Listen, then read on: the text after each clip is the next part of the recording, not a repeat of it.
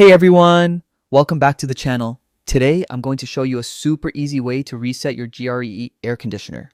If your AC is acting up, freezing, or just not responding, don't rush to call a technician. In this guide, I'll walk you through 3 simple reset methods that could fix your unit in minutes. Let's dive in. 1. Resetting a standard GRE AC unit. First, for most standard GRE air conditioners, there's a tiny reset hole right on the control panel. All you need is a toothpick or a paper clip. Just press it gently for a few seconds. You'll hear several beeps. This is the unit confirming the reset. That's it. Your AC is now refreshed and ready to work normally. 2. Resetting a Dream Mini Split unit. Next, for Dream Mini Split models, the process is slightly different but still simple. Start by turning the unit completely off.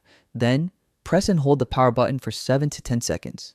After that, unplug the unit from the wall and wait at least a minute. Plug it back in and power it on.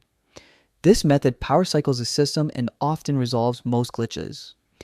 3. Resetting the remote control. Lastly, if your AC remote is acting weird, a reset here can help too.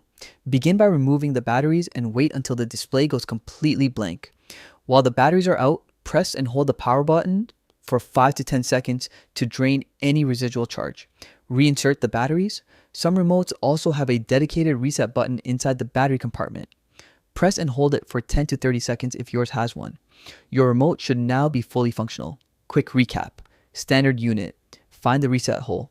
Press. Listen for beeps. Dream unit. Power off. Hold power. Unplug. Wait. Replug. Remote. Remove batteries. Hold power. Reinsert. Optional reset button. And that's it. 3 quick ways to reset your GRE AC without calling a technician. If this guide helped you, make sure to like, subscribe, and hit the bell so you never miss easy tech tips like this. Thanks for watching and stay cool.